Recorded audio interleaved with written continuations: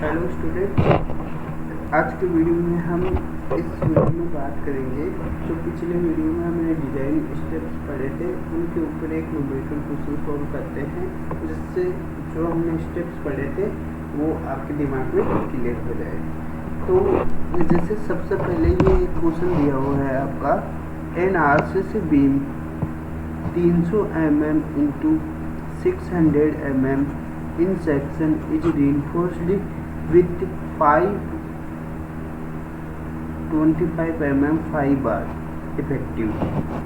Okay, it is subjected to design shear force of 200 kN. Comment on its shear design, use M20 और FE 415. अब इस question के अंदर जो एक ये इफेक्टिव वर्ड आया ना, ये इफेक्टिव का मतलब ये है कि ये जो 600 mm इसकी डेप्थ है वो क्या है, स्मॉल डी की वैल्यू है, इफेक्टिव डेप्थ की वैल्यू है, और इसकी विड्थ जो है वो क्या है बीम की, वो है 200 mm। ठीक है, और इसकी 5 बार आपको दे रखी है, जिसका प्रत्येक का डायमीटर कितना है, ये 5 जो वर्ड है ना, ये आपके डायमीटर को शो करता है। तो इसका डायमीटर है 25 mm और नंबर ऑफ बार कितना है यहाँ पे 5 है।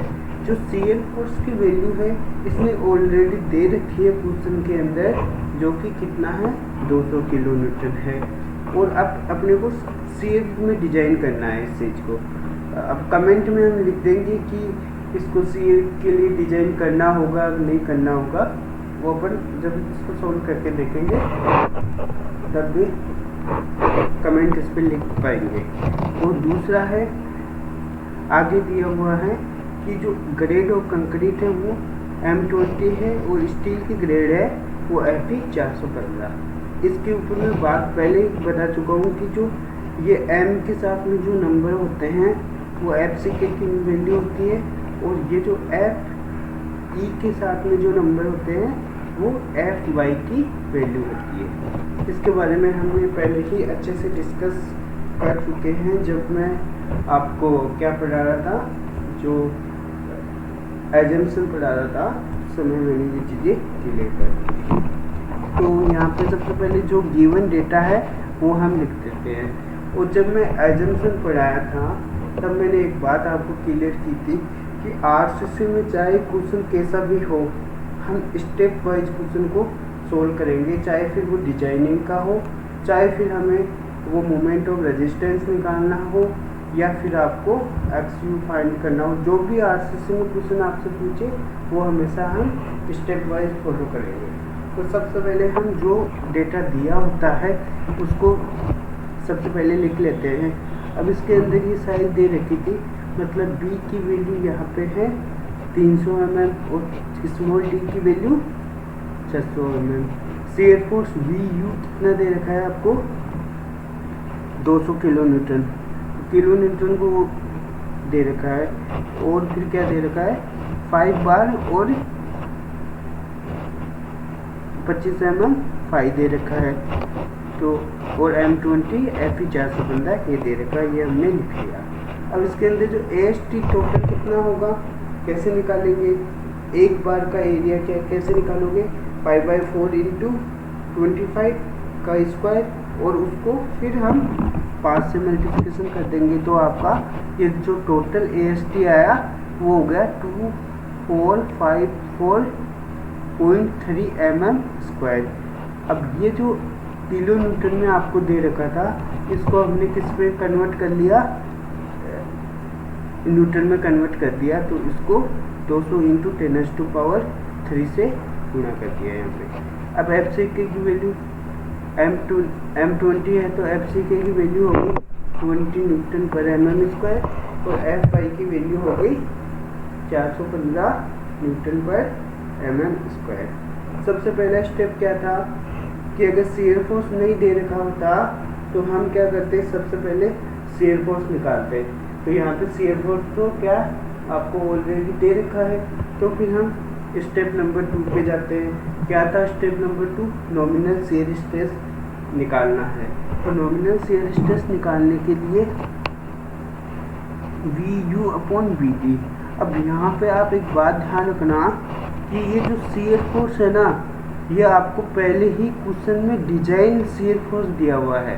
इसका मतलब ये जो शियर फोर्स की वैल्यू है ये ऑलरेडी आपकी फैक्टर्ड है, इसको 1.5 से आपको गुणा नहीं करना है। तो यहाँ पे V U 200 upon B D, तो 200 इंटू 10⁻³ डिवाइड बाई 300 इंटू 600, तो यहाँ पे तो वी की वैल्यू आ गई आपकी 1.11 न्यूटन पर mm²। और M20 के लिए जो टाउ मैक्सिमम है, जिसके अंदर मैंने आपको बताया था ये due to grade of concrete पे डिपेंड करता है और परसेंटेज ऑफ स्टील और स्टेप्स पे, तीनों पे मिला के जो मैक्सिमम से मैक्सिमम है।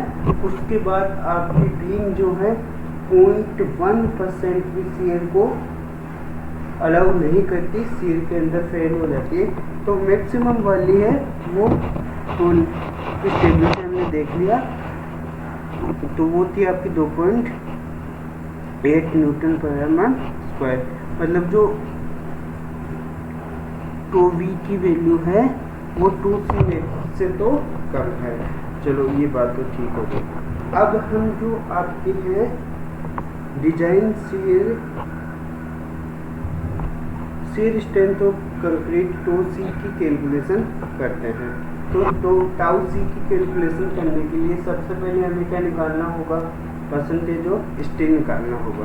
तो पीटी है, पीटी की वैल्यू 100 AST अपॉन BD, तो यहाँ पे 100 AST कितना हो गया, AST आ गया 2454.3 mm²। तो 100 इंटू 2454.3 डिवाइड बाई 300 इंटू 600, तो यहाँ पे पीटी की वैल्यू आ गई आपकी 1.36%। ओके, अब वो टेबल नंबर 19 से आप जो उसके अंदर पेज नंबर 72 पे है साइड ये IS 456 के अंदर, तो वहाँ से इंटरपोलेट करके M20 के लिए हम तो सी की वैल्यू निकाल लेते हैं, जो आती है आपकी 0.69। अब मैं नेक्स्ट वीडियो के अंदर आपको इंटरपोलेशन करने का जो तरीका है वो बता दूंगा। जिन बच्चों को आता है सही है, जिनको नहीं आता उनको मैं नेक्स्ट वीडियो के अंदर आपका किस तरीके से इंटरपोलेशन करते हैं वो मैं डाल दूंगा। अब यहाँ पे देखो, यहाँ पे तो सी की वैल्यू कितनी आई 0.69 है ना, और तो वी की वैल्यू कितनी आई 1.1। तो यहाँ पे अपने को क्वेश्चन में क्या लिखा है, क्वेश्चन में केवल यही लिखा है comment on it's shear design. तो यहाँ पे क्या हुआ, जो आपकी तोड़ने वाली ताकत है तो वी की वैल्यू वो क्या है, तो सी से ज़्यादा है। तो हम कमेंट में एक चीज़ लिख देंगे कि यहाँ पे शियर डिजाइन रिक्वायर्ड होगा। तो इस क्वेश्चन में बस इतना ही। अब एक और क्वेश्चन जो हमने लिया है वो है, इसमें लिखा हुआ है an RCC beam 200 mm into 400 mm effective carries a UDL load जो है आपका 70 किलो न्यूटन पर मीटर है over a clear span of 6 metre. The beam is reinforced with 1% steel on tension side. Comment on shear design of beam use M20 and load factor दे रखा है इसके अंदर 1.5। तो इस क्वेश्चन के अंदर क्या क्या दे रखा है एक बार ये देख लेते हैं। इस क्वेश्चन के अंदर आपको साइज दे रखी है और लोड यूडीएल दे रखा है।